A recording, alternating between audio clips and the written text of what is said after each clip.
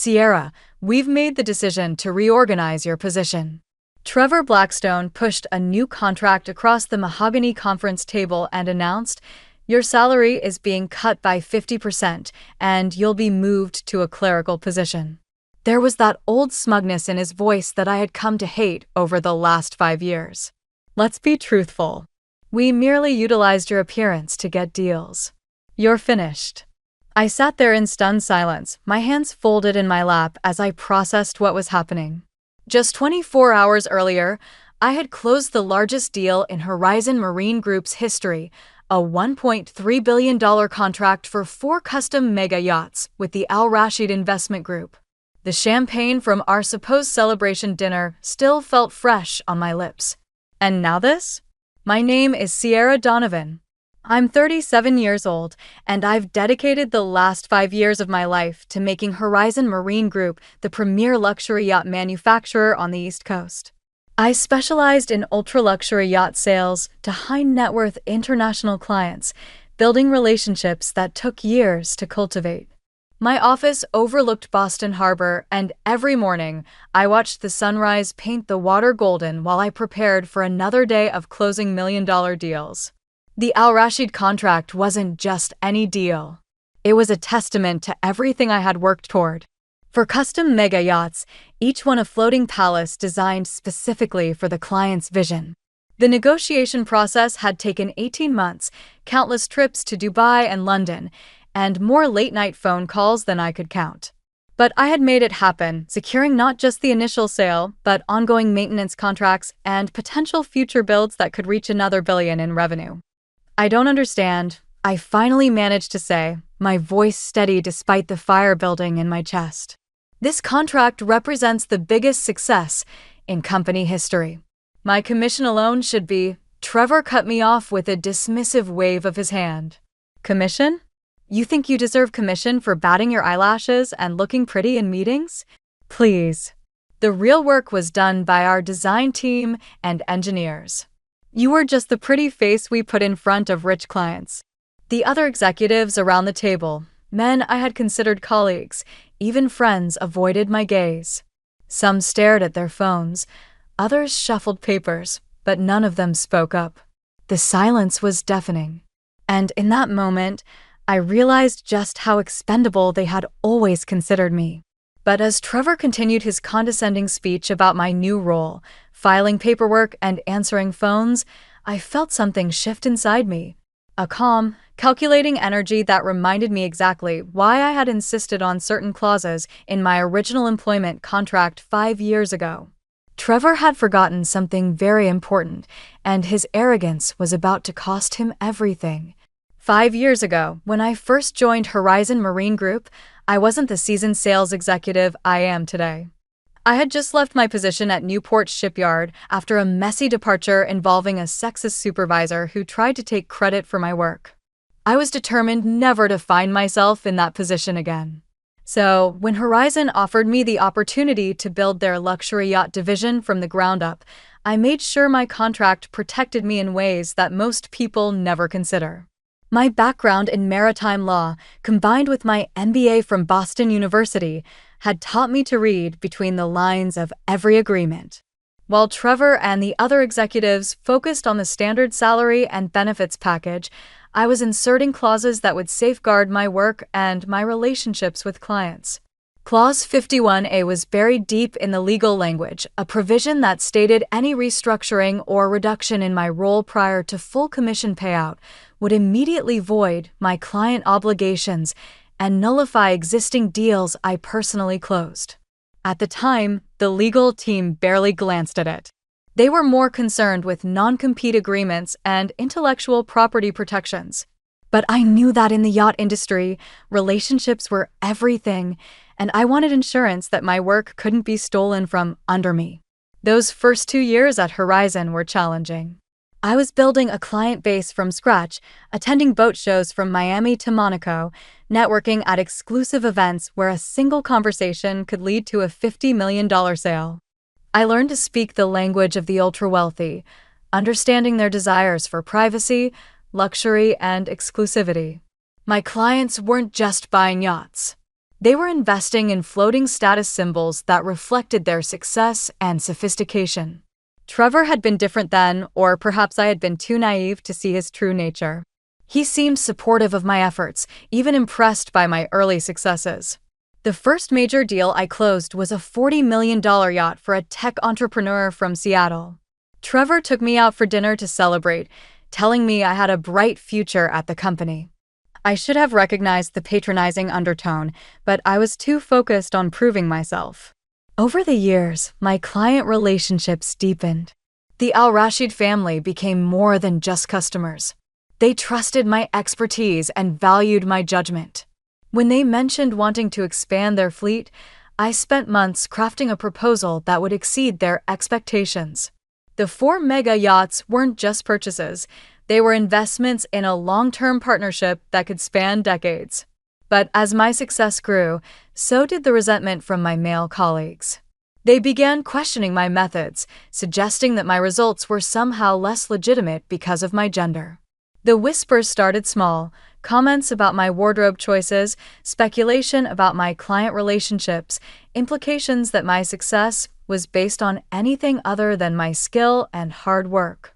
I had tried to ignore the toxic culture brewing at Horizon, focusing instead on my clients and my sales numbers.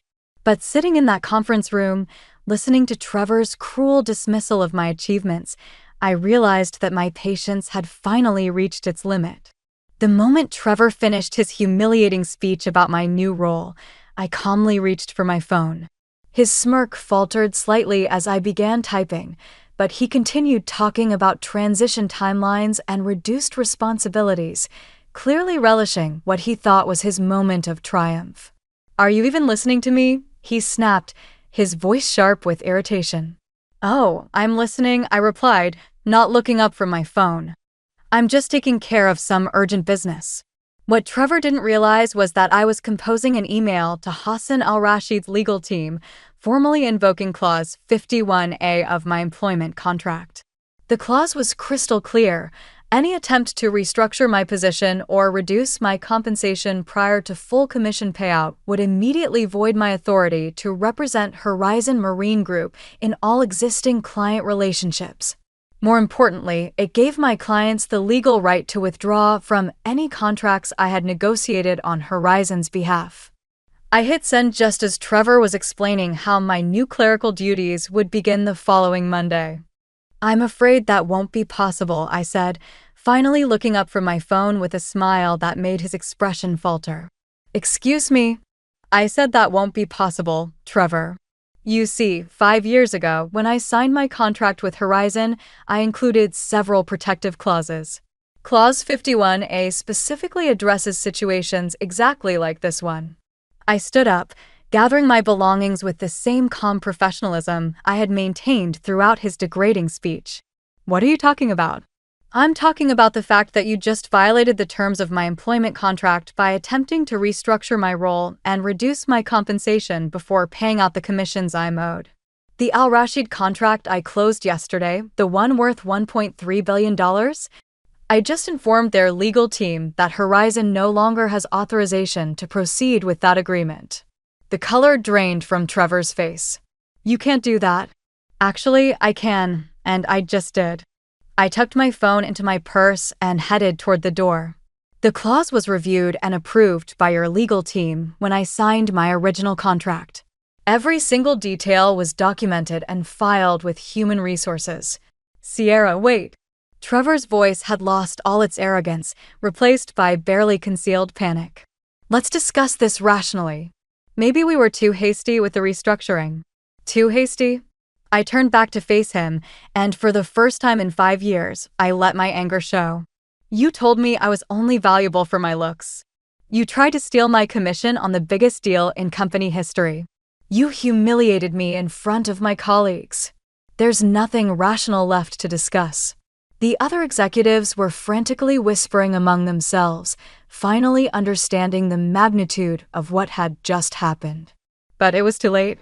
My phone was already buzzing with messages from Hassan al-Rashid's team, confirming receipt of my notification and requesting an immediate meeting to discuss their options. I walked out of that conference room, knowing that by Monday morning, Horizon Marine Group would be facing the biggest crisis in its 40-year history, and Trevor Blackstone would finally learn what it felt like to be powerless. By Friday evening, my phone hadn't stopped ringing. Trevor had called 17 times, each voicemail more desperate than the last. The legal department had reached out through 3 different channels, and even the company's founder, Gregory Horizon, had left a message asking for an urgent conversation about what he called a misunderstanding. But there was no misunderstanding. I spent Friday night in my Boston apartment, overlooking the harbor where Horizon's showroom sparkled with lights, methodically reviewing every document related to the Al-Rashid contract. My law degree hadn't gone to waste over the years. I had kept meticulous records of every conversation, every email, every commitment made during the 18-month negotiation process. Saturday morning brought a knock at my door. Through the peephole, I saw Trevor standing in the hallway, looking like he hadn't slept. His usually perfect hair was disheveled, his expensive suit wrinkled, and his face carried the weight of someone who had spent the night realizing his career was about to implode. "Sierra, please," he said when I opened the door. "We need to talk." "I think you said everything you needed to say yesterday," I replied, not inviting him in. "I made a mistake. A terrible mistake. The board is meeting Monday morning, and if the Al-Rashid contract is really void," he ran his hands through his hair, a gesture that would have seemed vulnerable if I hadn't known him for 5 years. "The company could face bankruptcy. 40 years of business, hundreds of employees. Interesting that you're suddenly concerned about other people's livelihoods." I leaned against my door frame, studying his panicked expression. "Yesterday, you were quite comfortable destroying mine." I was wrong. Completely wrong. Your work on the Al-Rashid account was brilliant. The entire strategy, the relationship building, everything. I let my ego get in the way, and I said things that were inexcusable. He paused, clearly struggling with words that felt foreign in his mouth. "I'm sorry, Sierra. Truly sorry." For a moment, I almost felt sorry for him. Trevor looked genuinely devastated, and despite everything, I had spent 5 years working alongside him. But then I remembered his words from the conference room, the smugness in his voice when he told me I was only valuable for my looks, and my resolve hardened. "Your apology doesn't change what you revealed about yourself or this company," I said quietly. "For 5 years, I built relationships, closed deals, and generated millions in revenue. And the moment I achieved something truly extraordinary, you tried to steal the credit and reduce me to a secretary. The board will reinstate your position, your full salary, your commission, everything. We can fix this." I shook my head. "You can't fix trust, Trevor. You can't fix the fact that you showed me exactly how expendable you consider me to be. And you certainly can't fix the legal consequences of violating my contract." As if on cue, my phone buzzed with a text message from Hassan Al-Rashid himself. *Emergency meeting requested for Monday, 9 a.m. Dubai time. Contract status requires immediate clarification. That's my client, I said, showing Trevor the message. He's requesting clarification about the contract status. By Monday morning, Horizon's biggest deal in company history will officially be canceled, and there's nothing you can do to stop it. Trevor's face went pale. "Sierra, please think about this rationally. You're not just hurting me. You're destroying the livelihoods of innocent people." "I am thinking rationally," I replied. "I'm thinking about a woman who spent 18 months of her life building something extraordinary, only to be told she was worthless the moment she succeeded. I'm thinking about every other woman who might walk into that conference room after me and face the same humiliation." I stepped back and began closing the door. "Goodbye, Trevor. I'll be watching the news Monday morning to see how the board explains losing $1.3 billion to their shareholders." The door clicked shut, leaving Trevor standing alone in the hallway with the weight of his company's future pressing down on his shoulders. Sunday arrived with an unexpected call from Hassan Al-Rashid himself. It was 6 a.m. Boston time, which meant it was already afternoon in Dubai. I had been expecting this conversation, but hearing Hassan's familiar voice still sent a jolt of nervous energy through me. "Sierra, my friend," he said, his English carrying that slight accent that had become so familiar over our 18 months of negotiations. "I received some very concerning communications from your legal department yesterday." "Hassan," I replied, settling into my kitchen chair with a cup of coffee. "I imagine you have questions about the contract status." "Indeed I do. Your message mentioned that Horizon Marine Group no longer has authorization to proceed with our agreement.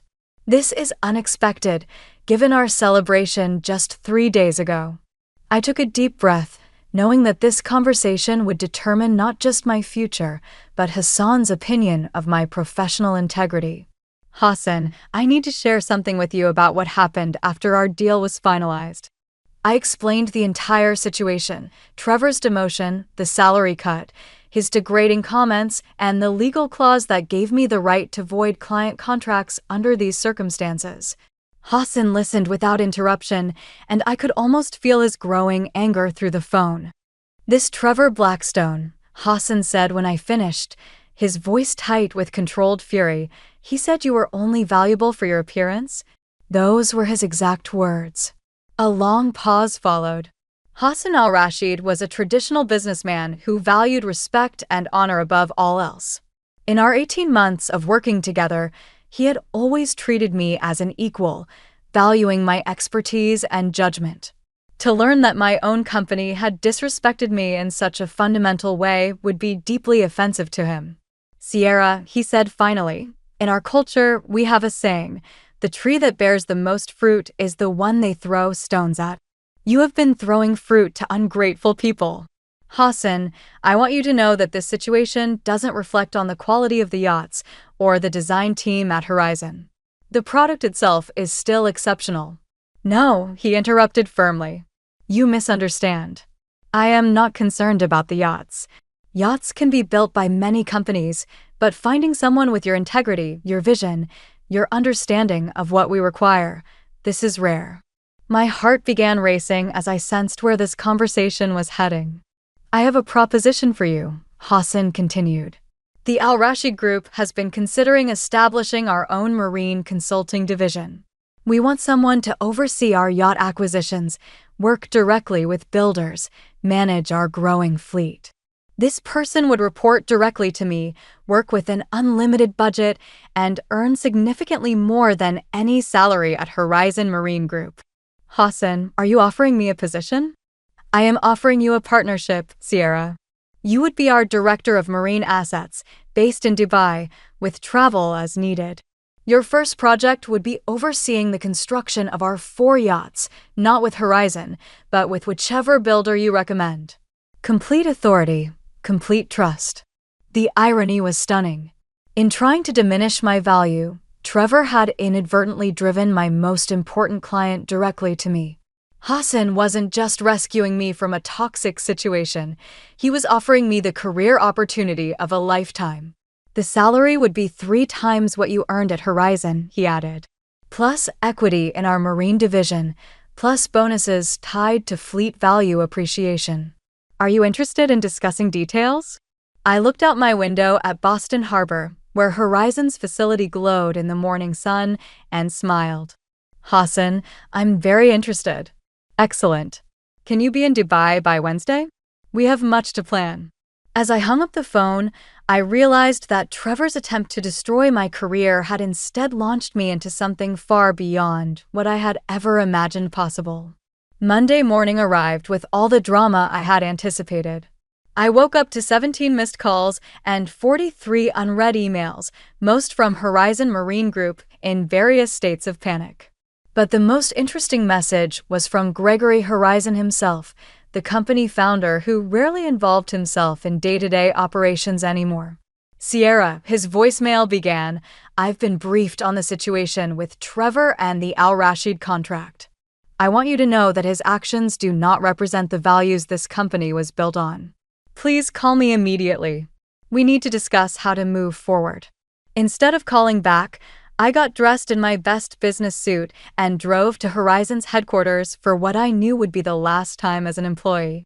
The building that had been my second home for 5 years suddenly felt foreign, as if I were viewing it through the eyes of a stranger. The lobby was unusually quiet, with security guards stationed at the elevators. Clearly, management was expecting some kind of confrontation. I rode up to the executive floor, where the entire leadership team was gathered in the main conference room. Through the glass walls, I could see heated discussions taking place around multiple tables. Sierra, Gregory Horizon stood up the moment I entered the reception area. At 73, he was still an imposing figure, with silver hair and the kind of presence that commanded respect. "Thank God you're here. We need to resolve this situation immediately."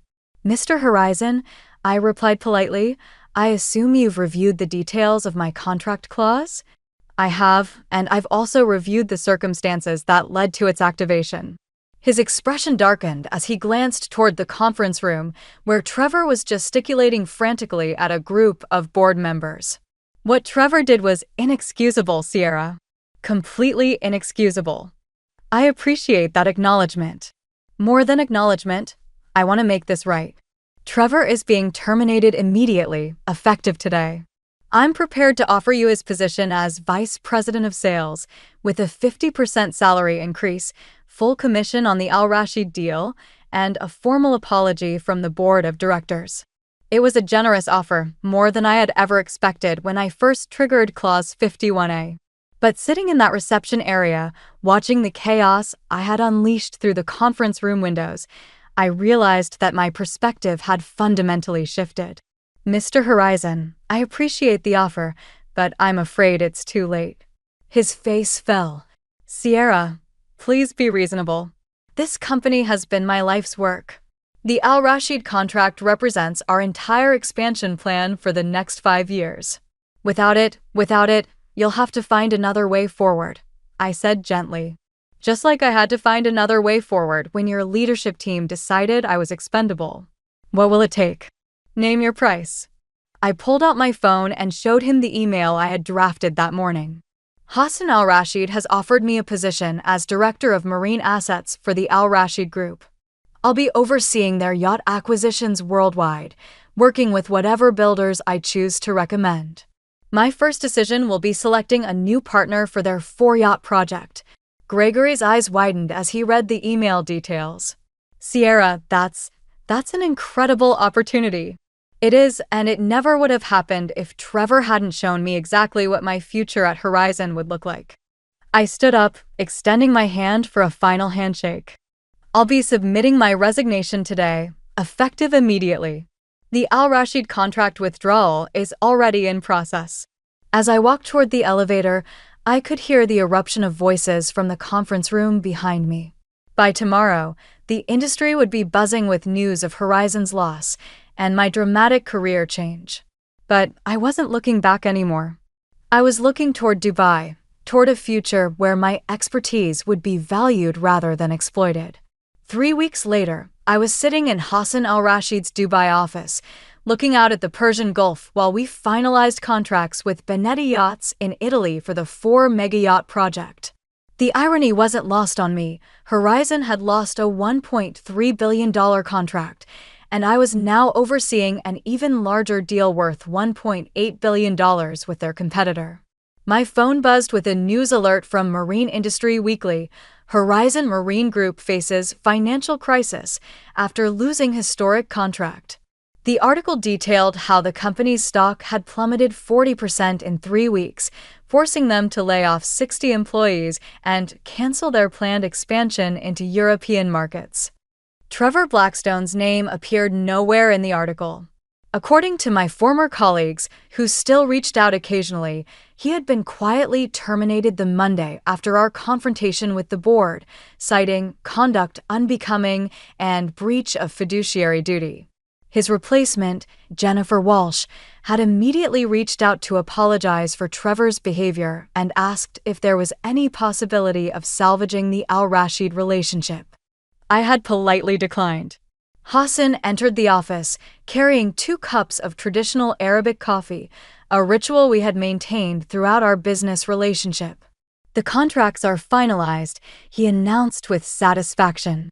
Benetti will begin construction on the first yacht next month. They estimate 18 months for completion of all 4 vessels. Excellent, I replied, accepting the coffee. And the timeline works perfectly with our fleet expansion plans. Sierra, I have news that might interest you. Hassan settled into his chair with a slight smile. I received a call yesterday from Gregory Horizon himself. I raised an eyebrow. Oh! He wanted to discuss the possibility of Horizon bidding on future Al Rashid projects. Apparently, they are quite desperate for new contracts. Hassan's smile widened. I told him that all marine procurement decisions now go through our Director of Marine Assets. The sweetness of that moment was indescribable. In less than a month, I had gone from being dismissed as a pretty face to holding the power to determine Horizon's future in the luxury yacht market. 6 months into my new role, I was attending the Monaco Yacht Show as the Al Rashid Group's representative when I encountered the full scope of my Revenge's impact. The show was the industry's most prestigious event, where yacht builders, designers, and buyers gathered to showcase the future of luxury marine vessels. I was examining a stunning new super yacht when a familiar voice called my name. Turning around, I saw Jennifer Walsh, Trevor's replacement at Horizon, approaching with what looked like forced enthusiasm. Sierra, it's wonderful to see you here, she said, though her smile seemed strained. How are you enjoying your new position? Very much, I replied warmly. Jennifer wasn't responsible for Trevor's actions, and I held no animosity toward her. How are things at Horizon? Her expression faltered slightly. We're rebuilding. The Al Rashid situation created some challenges, but we're working through them. What she didn't say was what everyone in the industry already knew. Horizon Marine Group was struggling to survive. The loss of the Al Rashid contract had triggered a cascade of financial problems. Their expansion plans had been canceled, their workforce reduced by 30%, and several smaller clients had shifted their business to competitors after learning about the company's internal culture problems. I wanted you to know, Jennifer continued, that we've implemented new policies to ensure that what happened with Trevor never happens again. HR has mandated sensitivity training, we've restructured our commission system to be more equitable, and we've brought in external consultants to review our workplace culture. That's good to hear, I said sincerely. The industry needs companies that value all their employees. Jennifer nodded, then hesitated before adding, if you ever consider returning to yacht sales in the United States? I smiled politely but said nothing. My future was no longer tied to companies that had to learn the hard way how to treat their people with respect. That evening, as I watched the sunset over Monaco Harbor from the deck of Hassan's newest acquisition, I reflected on how dramatically my life had changed. Trevor's attempt to humiliate me had instead catapulted me into a position of influence I never could have imagined at Horizon. The best revenge, I realized, wasn't just escaping a toxic situation. It was thriving so completely that your former oppressors could only watch from the sidelines as you soared beyond their reach.